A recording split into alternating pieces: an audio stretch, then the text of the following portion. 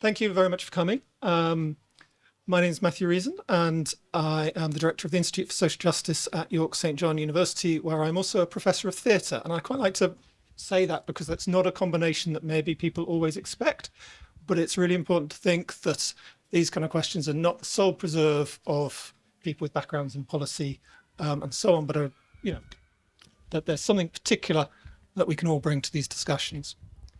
So before I introduce the panel, I just want to talk a bit about the context and why we put together this panel in some ways, which is to think about the role of universities, in some ways asking the question, what is a university for? But in a particular way, what is a university for in relation to place, in relation to where it is? Like football teams, we've got the name of our place in our title. We're rooted to that place. We're a large-ish, whatever size university you are, even if you're a small university like York St John, you're a largest player within your locality, within your region, and you've got particular relationships with that. And part of that is to do with the different things a university has and the different relationships it has with place and with its community. We have a population of students and staff who are active citizens within that. What are the ways in which they can relate to the place, to the locality, to the region they're in? A university has a campus, it has resources, it has facilities, it has buildings. What's the relationship between that campus as a resource for a local and regional community? An university produces research, and that research is often measured or seen in terms of internationalness, but what's its relationship to locality, to regionality, to place, and so on? So the Institute for Social Justice, which I run, has framed its mission in a particular way, which is about participatory research and co-produced research. That's what are the ways in which we can start to democratize research commissioning, research design, research implementation in a way that works with people and with the people who are most affected by the issues that are in place. And that relates to place because that means we're working with local organisations from the voluntary, charity and social enterprise sectors who are really rooted in the communities from which they don't serve, they are of those communities, they're of the place in that sense. So there's various things we're doing around that, asking VCSE organisations to propose to us what research they want doing, and that's very much rooted and located within place. So that's why in putting together this panel, in some ways I was also interested in what could I learn from this panel about how I should be running the Institute for Social Justice in a way that does what we say we should be doing. So I'm hoping to learn some things from the panel members, and I hope you will too, and also contribute your own thoughts as well about that relationship between a university and a place, what a university is for, what it could be for in the future. So with that, I'm going to introduce the panel. As the format I'm sure you're used to by now, we've got 5-minute kind of provocation statements, and then we'll open it up to discussions from yourselves as well. So I'll introduce one at a time, and they'll speak, and then I'll move on. So starting on my left, Melissa Benn, who is, I'm sorry, refer to my notes, a journalist, essayist, and novelist and campaigner. And of the very long list of things which she has done, which connect with education, she particularly wants to, and I think we'll talk a bit about, she was a member of the Centenary Commission on Adult Education in 2019, and currently sits on the Beyond Ofsted inquiry. She's also a visiting professor at York St John, so we're in very good company. Melissa. Okay, can everybody hear me? I think they heard me when I was making my off-the-cuff remarks before we started, so which were probably a little bit more interesting than what I'm going to say now. That's a joke. So I'm going to put on my stopwatch because I think speaking to time is very important. I mean, 5 minutes is not very long, and my fundamental argument is that universities could and should connect to a wider group of citizens than they do already. And in everything I say, this is not an attack on anybody who's doing their best. And I'm very aware that I'm sitting with the person who's involved with all the management of the university that I've just become a visiting professor in. So, I know it's all very difficult, but I think universities should and could engage with the citizens in their locality, but also particularly those who are marginalised and who do not engage. And having said that, I want to put my remarks in the context of how universities have changed so dramatically in the course of my lifetime. I was one of the 5% that went to university on a grant. I went to just to sort of absorb knowledge. I didn't think about what I was going to do. I nearly didn't go to university. I mean, honestly, the world has changed hugely. And I went and I just became more and more interested in learning. And then when I left university, a good university with a good degree, I went straight into an extramural class run down the road by a well-known feminist looking at Italian communism and feminism. So it was just all about a thirst for knowledge. And I think if I have two daughters who are now in their late 20s, they have massive loans. And they went through an education system that was all about measurement and data, and almost from the beginning it was, where are you going to go to university, massive competition to go to certain universities, and all about what are you going to be, what are you going to do. So there's a new emphasis on the individual as an economic unit, which has marginalized what I like to call really useless knowledge. And I think we really ought to be returning to a commitment to useless knowledge, in the sense of knowledge for knowledge's sake. Also, the idea of education as a public good. Now, I said to a member of the audience who I was running my arguments past earlier, I haven't heard people talk about education as a public good for a long time. And Martin O'Neill, who's at University of York, says, my university talks about it all the time. So I thought, right, okay, we may talk about it, but I'm not sure that universities are as committed to the collective and the public good as they were, or as they would want to. So I don't like this emphasis on the economic imperative, and I'm sorry to see all political parties sharing in it a little too much. I think Labour is straining to come out of it. I think Labour's trying to come up with some broader vision, particularly about adult education, which is what I'm going to talk about as the second part of my provocation. But I think there's such a consensus in this country around what education should be about, social mobility, improving the economy, that I think it's very hard for a mainstream political party to get out of it. So what are my main proposals? I would like to see universities and universities in York return to an earlier function, which is provide adult education for the community. 3 ways, 6 to 8 million citizens in this country. The Minster is very annoying, isn't it? 6 to 8 million citizens in this country are functionally illiterate. And I mean, I know it is not the job of higher education to do that, but I think in partnership with local authorities, with employers, with trade unions, there is a role for universities to be in schools and to help create the building block of all education, to have a role in that. There's definitely a role for universities to provide, and I come back to my idea of really useless knowledge, and I do say it ironically, provide public lectures for people. Open up the university, go and do public lectures in local schools. Again, running this idea past Martin O'Neill, who was terribly useful, he said, well, actually, we do that. I've run public lectures in pubs. Now, I think it would be brilliant if York and York St John put on lectures or courses in all those kind of community places. And the emphasis always has to be on reaching those who are not reachable, which is why the university has to go out. It's not enough for the university to open up its grounds and its resources, because people do not come if they are unconfident education. If they're functionally illiterate, they're not going to come to the university and take part in a course. The university has to go out there.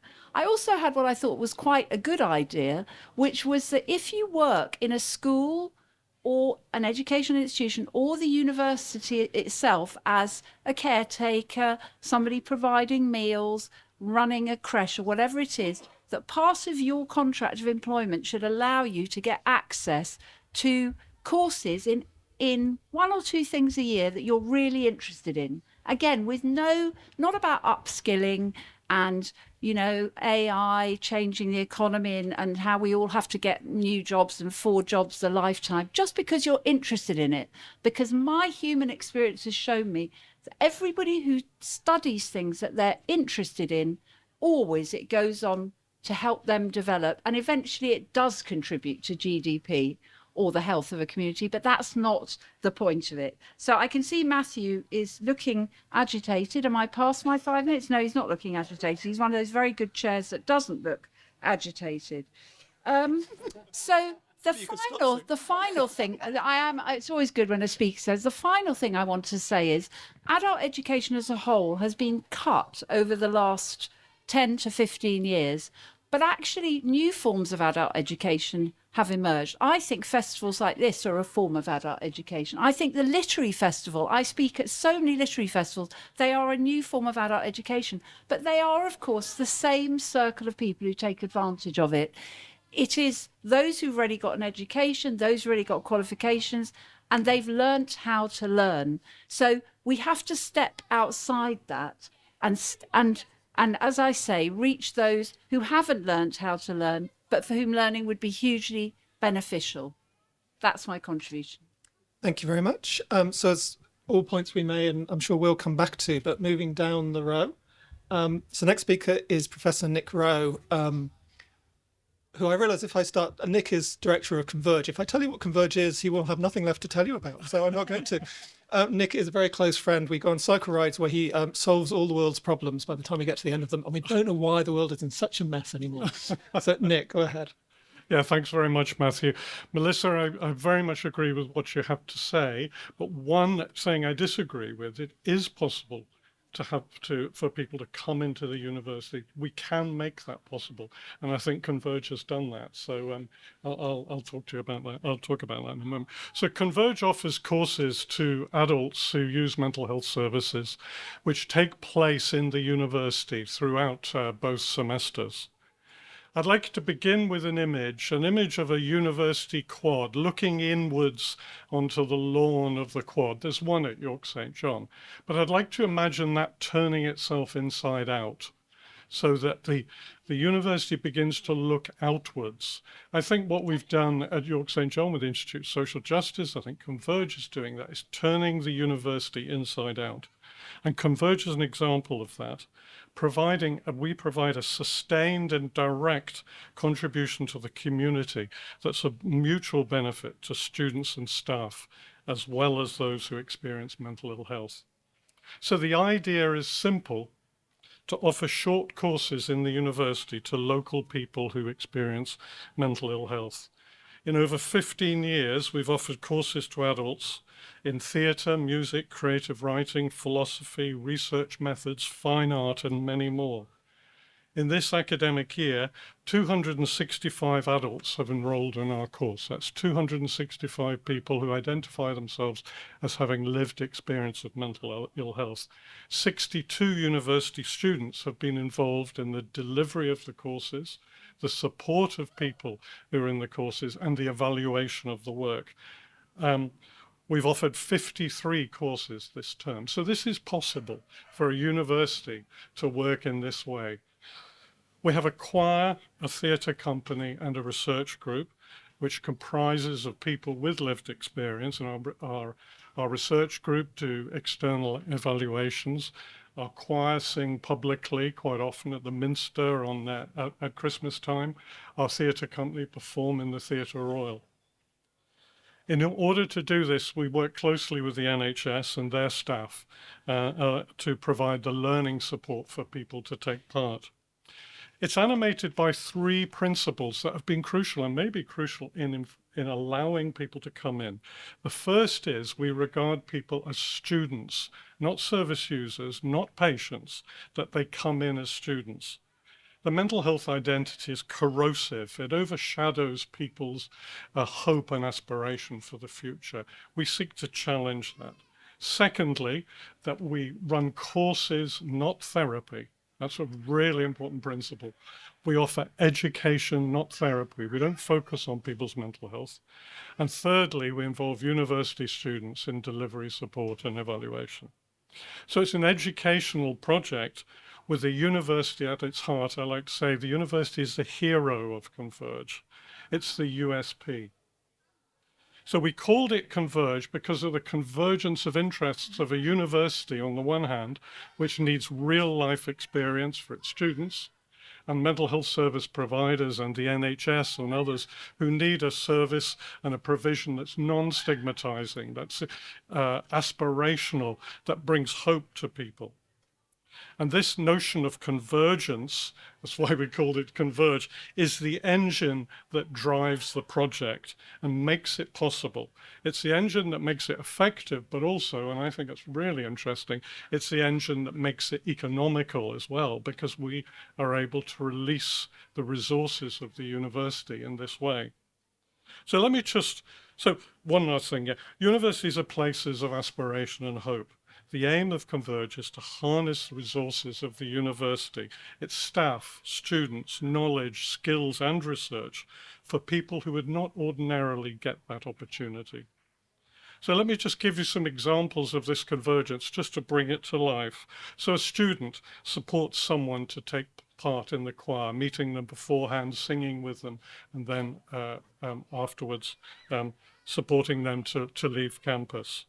Or mental health students and people who have lived experience of mental health research together, for example, mental health waiting rooms, which has been a real concern of ours.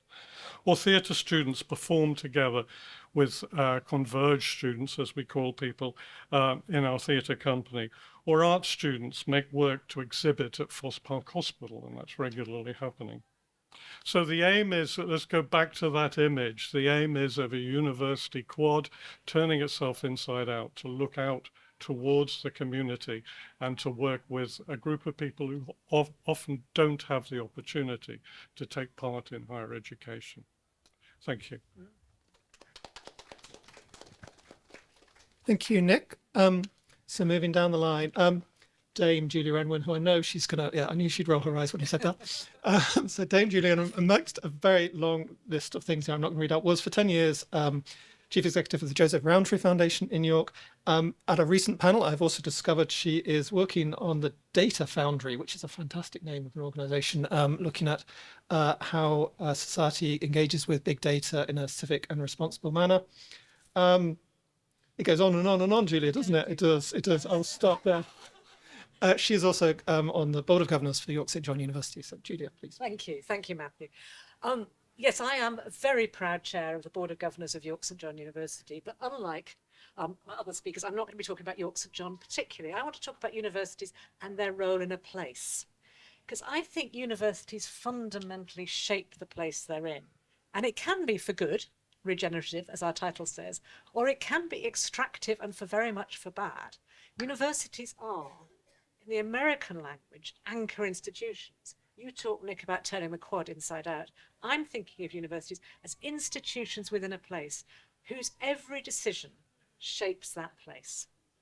If you are an institution or a university that outsources all your cleaning and all your catering and has people paid just on the living wage, you are hardwiring poverty into that place. You are making a decision that that place will be poor. So if, as has happened to me in my working life, you have vice chancellors saying, desperately difficult where we work because it's so poor, you are contributing to that. Every investment decision a university makes a difference to the local economy. The way in which the buildings are maintained and kept, the public face of the university, as well as their employment practices. As decision makers, the institution of a university shapes its place for good or for ill. It'd be no surprise to say that I believe York St John is making a massively significant contribution here. But there are choices for universities in that. And there was definitely a phase when it was very fashionable to be a global university, a university that didn't really belong anywhere, that recruited people from all around the world, that didn't make much of its place. That pendulum has swung, but I'm proud to be part of a university which has stayed in its place, because actually, by our existence, we shape that place. I hope we do it for good. But those decisions, every decision, has an impact on that place.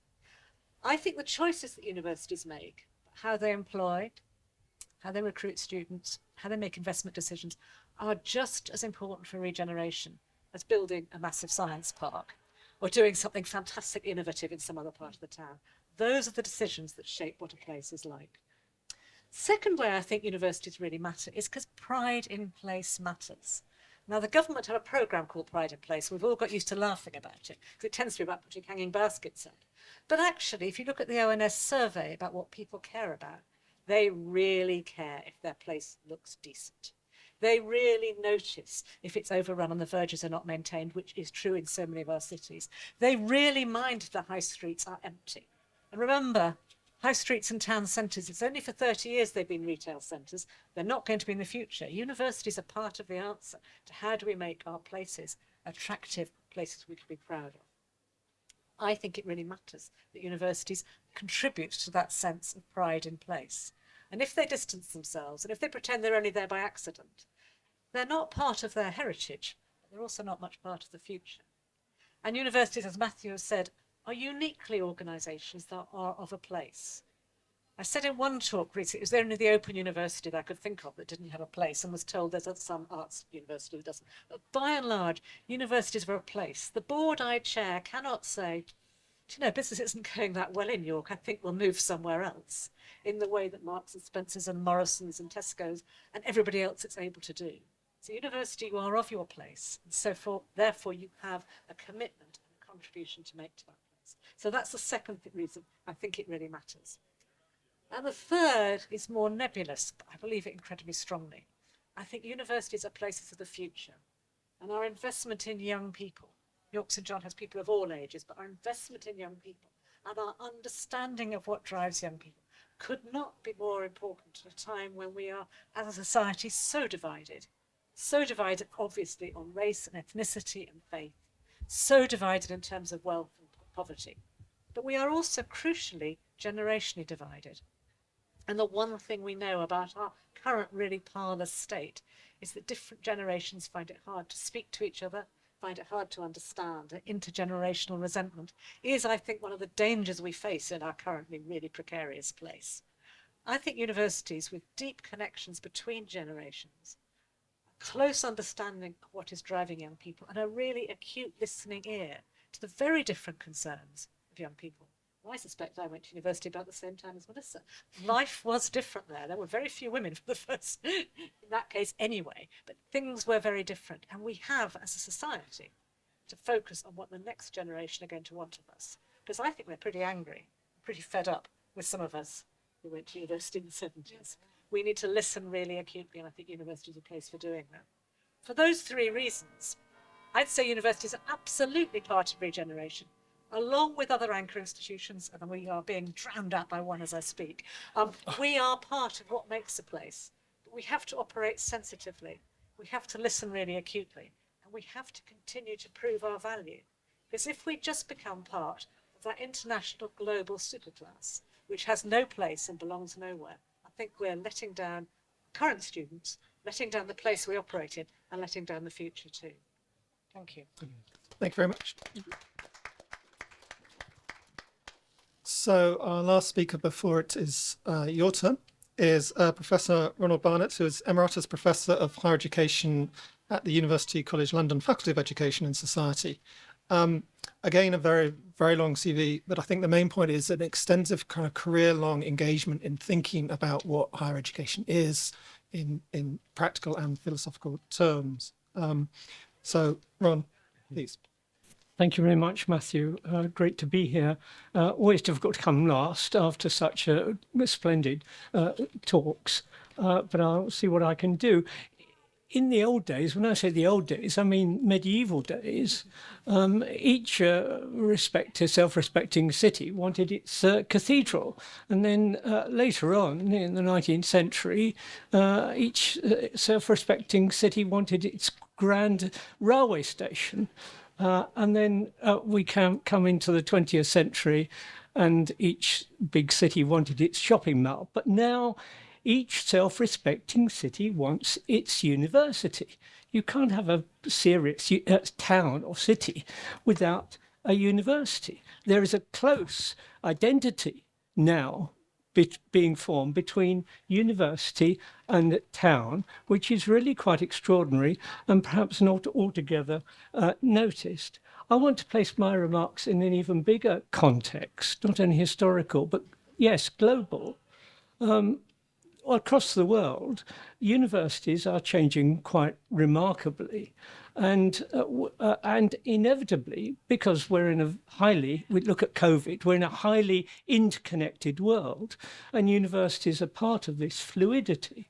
And so there is the dissolving of boundaries between what a university is and the external world. So this places fundamental challenges in front of the idea of the university and the practice of a university, which goes back 1,000 years.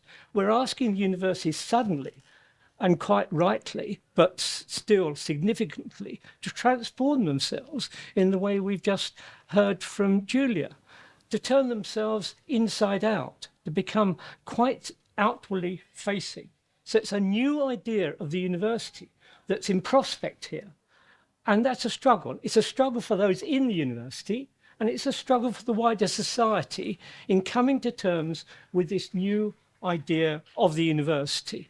But it shouldn't be, because it's a two-way street, or again, it should be a two-way street. Just as the university is now going out into the world, into society, so society should be accommodating for that and letting the university come into it, so that there's interchange both ways. We heard from Matthew about how research is now collaborating with the wider town and city and region in a non-hierarchical way.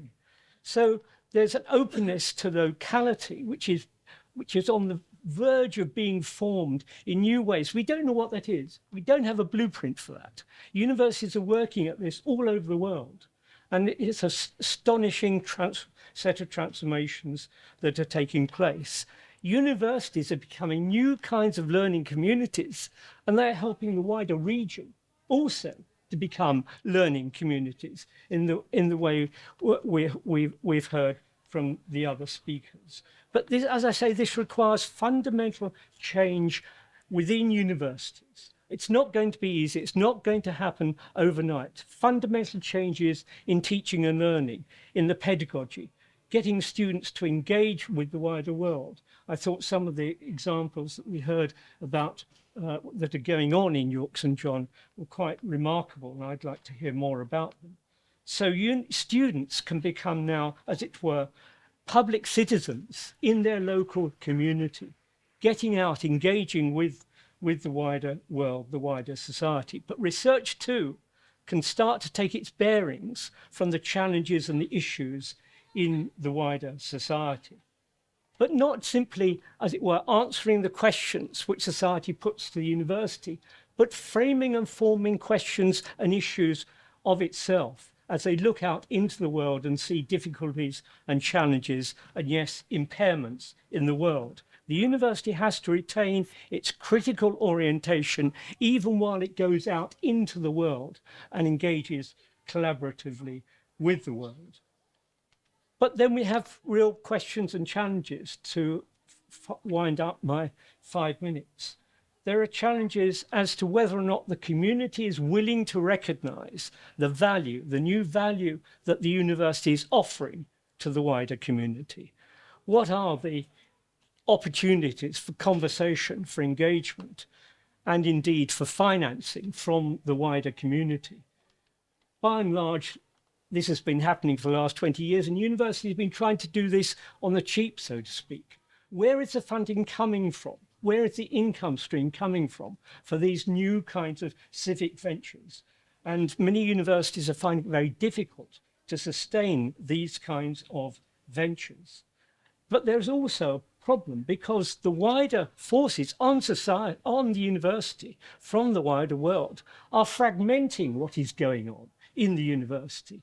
Teaching, research, civic outreach, knowledge exchange, scholarship, all of these are going in different directions because of the wider forces operating on the world. So just at the time that we need integration of the university's activities and a sense of the university as a whole engaging with the world, so the university is fragmenting in all sorts of ways. So there are challenges both out there in the world and challenges both within the university. It's work in progress. we've got to give it time, but there isn't time. Thank you. Thank you very much. So there's all sorts of things you may want to ask or contribute. So if you want to wave your hand, if you have anything, so yeah, go ahead. Thank you, Stephen Pittham. Thank you, and I really enjoyed the panel, and to hear that. And as a citizen of York, I think we're incredibly lucky with having two universities, that both of whom are interested in engaging with the community. And of course, I think we're told now that 50% of the economy of York is based on the universities. And I just wanted to ask about that in a way, because one of the things that I struggle with, and I think it relates to what Melissa was saying also about the kind of people who will take advantage of the kind of educational opportunities that we have here today. But one of the issues is trying to think about that in terms of the issues of inequality as well, because you know, from the York Human Rights City Network studies, we know that York is a very unequal society. And if you look at the cities in the United Kingdom that are the most unequal, what do we see? It's where there's academic bases. So the first city, the most unequal city in the UK is Cambridge. The second is Oxford, and York is certainly within the top 6 or 7. So, you know, there's a dilemma, and I mean, I've just noticed that without trying to really think and analyse it. But I'm just interested in raising that, because it does seem that it's an interesting point. And I suppose it also ties into a second question, which is kind of about universities becoming businesses and maybe developing sites outside of their place. So I was really surprised fairly recently to hear that York St John's has a place in London. And I thought, oh, well, that's really interesting. I wonder why. And I presume it's the economics that there is the reason why. So, you know, I suppose I'm just trying to think of the place of university education within the economics, and how, you know, how do we comment on that? And it's really an open question. As I said, it's something I've observed and don't really know myself what I think about it. Thank you. Is anybody feeling they've got something to say about? I mean, one just before I pass on, I'd be curious about whether you've looked at where the most deprived towns are, and whether actually a recurrent feature in some of those is they don't have a university. And I think that's a striking feature of certain geography and deprivation, in terms of, yes, you're absolutely right, inequality. And York, quite shockingly, in terms of student attainment at school level, has, again, some of the most extreme inequalities between highly successful secondary school pupils. And so I'd suggest it's to do with the nature of the city, but certainly places that don't, middling-sized towns that don't have universities tend to also be very high up on the deprivation list. So cause and effect, I have no idea, but there's something going on there. Julia, and then Melissa. Lean everywhere. And potentially very equal. Some of the most deprived places in the UK are hugely equal because everyone's in the same place.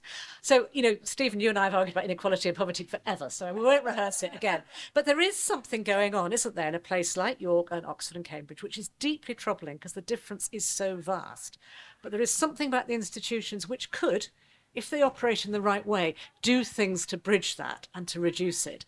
And I'm proud at York St John of the number of students from this region who come to this university. It makes it a very different university. We don't have the sort of boarding school model that so many of the old universities have, which is people come for the term time and then go back. Most York St John students are working. Most of them are working in the city, and many of them live here. So I think that's a new conversation about what universities do. And I think that's different and valid and incredibly important when you compare it to the days when only 7% of us went to university. Now, we do have to remember in a short time we've moved from this being the benefit for the very, very, very few to being something which is nowhere near where I think it should be, but 50% of the population still seems to me quite significant. So I think there are interesting things to play with. I was only going to question the questioner, as all good people should, in the sense that those places you mentioned, Oxford, Cambridge and York, the inequality may be because there are people who are doing incredibly well there and people who are not doing well.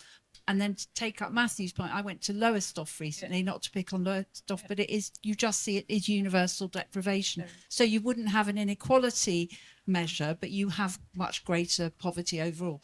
The second thing that I was going to say is I so agree with your boarding school model that you've just brought up, in that I was reading the Kerslake Commission, on the civic university, and pointing out that in a lot of cities, students go to the city, they live within the university, they have no connection at all to the city, Bristol, Manchester, Leeds, nothing. They have a totally kind of university stroke, social stroke, consumerist stroke, drink fueled experience. And I feel York is different, and everything Julia said confirms that. The third thing is that I would have thought the biggest contribution that the university, both universities, can make to diminishing inequality, apart from the kind of things that I was talking about, which are harder and need resources, is in paying the living wage to the people who work within them. I mean, obviously, and I'm very heartened to hear of your project and very heartened to hear of what I presume is still an evolving aim around the living. I mean, beyond, presumably you're aiming to pay beyond the living wage. Pay the real living wage. The real living wage. And that seems to me tremendously important, in that money is at the heart of all of this. Ron, come in briefly, and then I think someone at the back has a hand. Just very quickly to add to the responses to your first question, sir, I think you've touched on a matter that for me is of global significance, even though it has particular resonance here in York. And it's what I call the 50% problem. When there were only 3, 5, 7% going to university, that wasn't in a way a problem. It was, but it wasn't the problem that I now want to address. When you have 50% going to university, it means 50% are not going to university. And then you have the conditions for gross social upheaval, conflict, tension. And we see this all across the world, where you have burgeoning higher education systems. You have those who have been to higher education, experienced it, and those who have not. And this is now becoming one of the big cleavages, not just here, but across the world, between the graduates and the non-graduates. And we see this, yes, again, in university towns. You've only got to look at the Brexit vote, the way it went, and where the votes were distributed. The biggest determinant of how you voted was whether or not you had experienced higher education. Those, I'm going to be controversial, we're supposed to be controversial. Those who have not experienced higher education are ripe for ideological takeover, for populism. And that's what's happening all over the world. This means that there is a responsibility on universities that they've yet to acknowledge as to what they're going to do to assist those who have not been to higher education. Thank you. So we have a microphone right at the back, I think. Yes, just on the previous speaker's question about the linkage between universities in the lead universities in this country and the inequalities in the particular areas, it's probably because most of those universities are in attractive communities which have had restrictive housing policies. You only need to look at the last 2 censuses for York. We have driven out about 8% of the population between the ages of 0 and 55, with the exception of the 2 age groups that encompass the university. And that's linked to a massive expansion of the main university, the University of York in particular, which has in effect taken about 10 years housing supply out in the same decade. And as a result of which we have house price levels in this city which are same as London and the South East, whereas we still have wages for ordinary people, most ordinary jobs in the city that are typical of the north of England and Yorkshire. And it's causing massive social disruption. If you look at some of the local businesses, First York, which runs the local bus services, 2/3 of its staff have to commute in to York, and it's a similar picture in a lot of others. That's why this city has become so unequal. It's the constraint on housing supply and the massive expansion of the main university without it accommodating the consequences in terms of housing needs. Thank you. What I think we might do is if we take 2 or 3 comments or responses and then deal with them. So there's someone else with the T-shirt, and does it say heck yeah on it or something? Heck yeah, bees with a picture of a dog. Go for it, heck yeah, bees. So yeah, I really agree that both the universities at York do so much to improve the community, both locally and globally. I studied at York St John, and I work in the marketing team at Uni of York on the dark side. Sorry. One of the biggest challenges that we face is that young people now are so desensitized to all universities across the country saying, "Come here, you'll change the world, you'll do that." So I think the question is, are there any magic ways we can change the messaging around showing the receipts, really? And because, we'd have plenty of things to point to, but we can't really point to them because people just get turned off by it. And was there another person in the middle there? Sorry, did you have... I was going to ask, like you said, my question was going to be, can a small city like York have too many university students? And it's about the housing. Okay. Very vigorous hand went up at that. One thing I would say before maybe we go there is that students aren't separate from the community in which they live in. They're particularly with a university such as York St John, whereas Julia said, we get a lot of students who are either commuting or live with them. Student rent prices are also going up. Airbnb costs within York are as significant in rising rent costs as students. So I think there's a narrative that can come in around almost demonizing student body in that way, and it's much more complicated than that. That hand looks so itchy that if you don't say something, you're going to explode. So. Sorry, I just want to talk a bit about what you two said about students, because I feel like from certain groups sort of see as sort of demonizing or blaming students for the house price growth seen in York. Yeah, if we just look at the issues facing York, first of all, there's been a massive undersupply in the number of homes built in York for the last 20, 30 years. Second of all, if you look at the homes going to students, over the last 10 years, there hasn't actually been that much of a growth in the number of family homes going to students. So if you look at the number of council tax exemptions due to a property being occupied solely by students, in 2012, that was 3,700.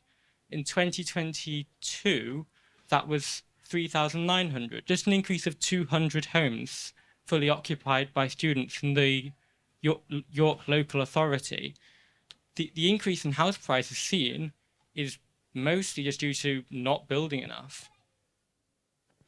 So I think, this is obviously a really live issue within York that we don't want to... Julia, did you want to come in on that one? He's in danger of heckling the chairman. I would be not allowed to do that. We have a broken, dysfunctional housing market across the UK. It's a desperately worrying housing market. And for all sorts of people involved in it, in every sector, it is really problematic. We have far too many people now living in the private rented sector, which was, for many, many years, looking around here, for most of our lives, it was the minority. It is now the destination for a very large number of people. That is fueling house price inflation. In this city, we've never built enough housing, we've never had a proper housing plan, and many people here know all about that. And we have a problem of the expansion of 2 universities, which has attracted more people in. Now, there's an economic equation to be played here. I suspect that's brought huge benefits to the city. We probably didn't plan for it well enough, but I do know that students are now being really damaged by the huge increases in private rent here. So at our university, we are losing students because they simply can't afford to pay the rent. They are commuting just as much as all employers are finding people are coming some distance. And I think that's really problematic for the city in which I live. I think it's a real problem. I don't think it's the university's fault. I think universities need to do better at managing housing so that students can live in it well. I'm very well aware that there's some parts of the city, one part particularly, which lost a primary school because so many students were living there. Every decision a university makes affects the area. It's my starting position. We are anchors. And if we encourage all our students just to go and live in one area, we are probably closing that primary school. We have a responsibility. But there are many other benefits universities bring. And to put the housing market outside what's happening in the UK housing market, I think is a big mistake. in this city particular, a very expensive private rented market. Because it's a tourist destination, there's a lot of privately rented housing that is available for 6 months of the year. It's Airbnb the rest. It's dysfunctional and needs management and leadership. And I'm really hoping the council will take that seriously. I'm looking around to see if there's anyone from the council here who will do it. But there are people who are taking it very seriously indeed. No, I'm just going to say, can you hear me? No, I think I may have turned my microphone off. Okay. I was just going to say how fascinating it is to listen to how the conversation has developed. And I'm trying to think out loud while I say it. The university, both York and York St John, are obviously incredibly important institutions within the city, but they can't be responsible for the problems that they're having to deal with. So I'm wondering about the dwindling role of local authorities and austerity in all of this. And also I'm wondering about national government. Yeah. You know, that we have lived under a government for 13 years that has not built, despite much promises, that has fueled inequality. I think austerity was the most terrible policy. And I think it is now generally agreed, even by the Conservatives, that it was a mistake. So there's some tension there between the expanding universities and diminishing national action on the key problems. And then I have a question for Julia, that you see that all of this has fueled the intergenerational tension. Indeed. Because no young people can afford to buy a house. Most young people can't afford to rent now because it's so expensive. Wages have dropped and so on. So how can the university, I'm not sure the university can deal with that element of the intergenerational tension. It's outside your brief. Thank you very much. I'm Chris Bailey. I'm responsible for York as a UNESCO Creative City of Media Arts. Well, not wholly responsible, but I report on it occasionally. I wanted to return the debate slightly to what we think a university is, if we can, in a more ideal sense. And I just think it's really ironic that we still use the phrase "go to university." Not a slip of the tongue, I know. We all use it, which is now 60 years after the Open University was created. We still think of going to the university. Very strange. And I also sense that the way many of us still think about the university is part of a production line of workers, where that's our job. We take a partly finished product from schools and then we hand it on somewhere else. And that is the funding model for universities, I think. So if we follow the logic of the production line model, then you're going to be losing teachers of European languages. A huge loss to any city, but especially York with its global connections. You're going to be losing the arts, and I personally really care about that. And Nick has shown what you can do in creating a permeable university using culture. Just an absolute star you are, Nick, for doing that. So how does a university tackle that when so many of its problems are occurring before these students arrive through the doors? And it can do very little really to affect the model that is being applied by university in funding terms. That's the microphone on to the middle, and then the panel respond to both of you. I've got a completely different question. And it's because I work for York. Well, I'm a trustee of York Centre for Voluntary Service, so we've got lots of links with the voluntary sector. And I was thinking about the ways in which sometimes we get funding from external sources, but that doesn't cover the cost of evaluating what we do. So actually, it's very difficult for us then to prove how well we do things. But it also works the other way round, that someone says we ought to do something about X, Y, or Z. Well, the chances are someone somewhere else has already done something and demonstrated that something works or something doesn't. And it just occurred to me that we've got the two universities, equally we've got two very good further education colleges. Is there a way, it's genuinely a question, is there a way in which the higher education institutions can help the voluntary sector find out what works and to do a bit of desktop study for us to find out what's worked in other places around the country or worldwide, and kind of help to improve the way that we're delivering place-based regeneration. Okay, thank you. Does anybody want to respond to both those, or half, or any of those on the panel? I can respond with an example. We're working with our evaluation and research team, which is a team comprising people who've had lived experience of mental ill health. They're working with York in Recovery to enable them to get a clear understanding of the benefits of peer support in the recovery from addiction. So it's just a simple example, but it's a really, I think, a valuable example. But Matthew, you can say more about. Yeah, I think the simple answer is yes. They can and they could and they should and are. And I think one observation I kind of sometimes have is some of the narrative around what universities are within the media doesn't necessarily always reflect what they're doing. So some of the debate seems oriented around discussions about universities and culture wars, or universities and a production line of people through to employment. Actually, what we do is a whole lot more complicated than that with young people and with research. So yes, we have a grants program with local third sector organisations exactly focused on that.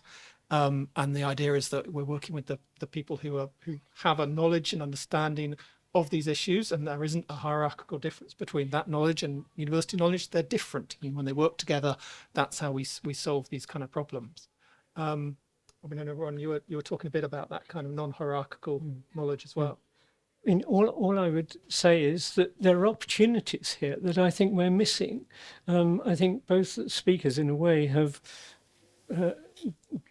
voiced the concern with lack of connectivity, and this shouldn't be a matter these days. There are all sorts of digital possibilities of connecting people, as we were saying a moment ago. And new databases can be formed as to the organisations that are out there. The universities have got to, I think, roll up their sleeves a bit more, if I can say so. I always find it difficult when I'm searching on the internet and wanting to get into a university digitally. It's often very difficult. Who is who? What is the structure of university? How does it present itself on the website? Can you find out who is doing what in a university very quickly? I've thought this for ages. How can we expect the world to understand us if we can't even understand ourselves?